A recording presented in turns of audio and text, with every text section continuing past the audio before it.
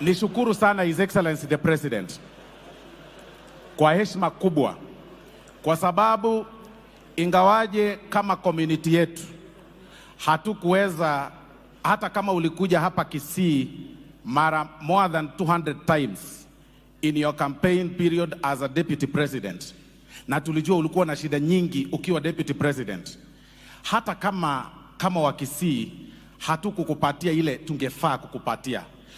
Tunakushukuru sana sana sana kwa kutukumbuka. Hatukuwa tunajua kama tunaweza manage kuingia kwa serikali.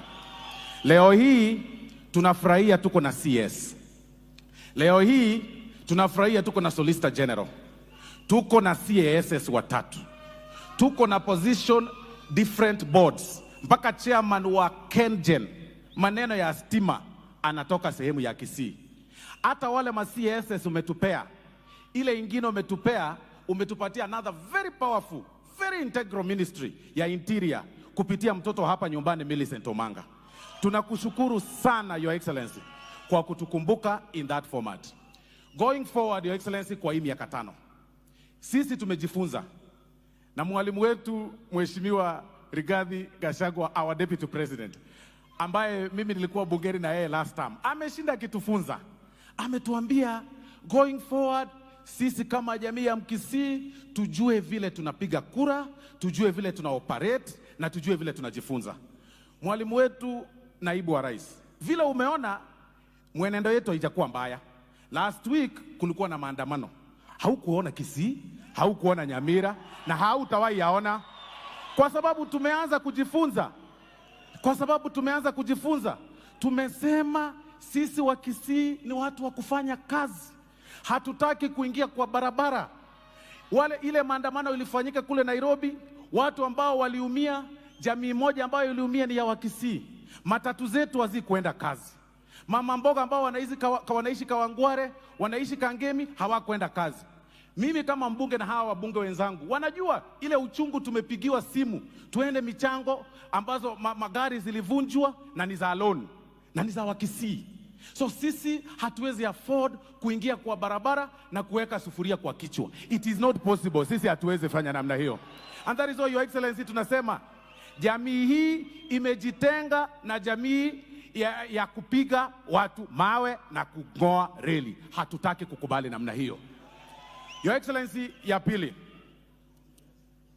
Your Excellency, siasa yetu kidogo ilikuwa na mchanganyiko.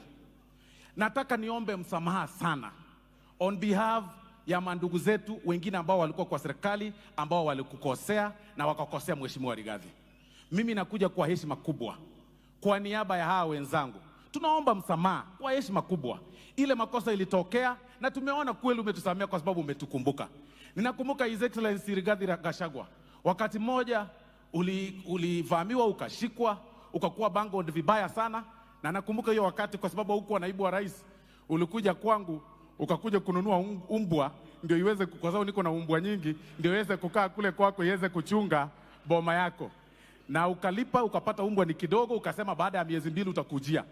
Hiyo pesa hujawahi kujia. Nilienda kuleta nikapata GSU kwa mlango. Sasa nikajua kumbe serikali imebadilika. Sasa hiyo pesa niachie tu kwa sababu ulikuwa umeilipa. But ni vizuri niseme nikiwa hapa kwetu, alikuwa ananunua umbwa kwa sababu alikuwa amegandamizwa, askari waliruka fence, wakaenda wakamshika. Your Excellency, pia tunakuomba msamaha. Na tunaomba msamaha hata kwa niaba ya ule ndugu yetu ambaye alitumika vibaya. Ndio tuweze kushirikiana, tufanye kazi pamoja kama jamii ya Omugusi bila kuangalia nyuma. Tunaomba msamaha kwa sababu tunajua sisi ndio tulitumika vibaya. Lakini going forward hatutafanya namna hiyo. Na ishara imejionyesha.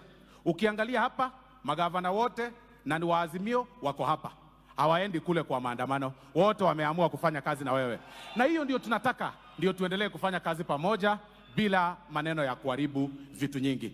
Kwa hayo machache na mengi, utakapokumbuka Your Excellency wazee wetu wote ambao kidogo walianguka na wengine wakabaki, kwa heshima kubwa Your Excellency, pia tukumbuke vijana wetu, tuwapatie kazi. Hapa vijana wamesoma sana lakini hawana kazi. Hiyo ndio tu tunaweza omba. Ya mwisho kabisa, Kisii mzima na Nyamira, kwa heshima, ile heshima utatupatia kabisa kwa hii regime yako ni kutupatia airport yetu ndio tuweze kulanda hapa badala ya kulanda kule kwingine. Ile siku ya maandamano mimi nilifika Kisumu nikashindwa kutoka kwa airport. Ninaomba tupate airport yetu hapa ndio tuweze kusonga mbele. Your Excellency, thank you very much. Karibu sana Kisii na usiwe na haraka kuondoka. Umekaribishwa ukaa hapa hata wiki moja. God bless you. Thank you very much. Asante.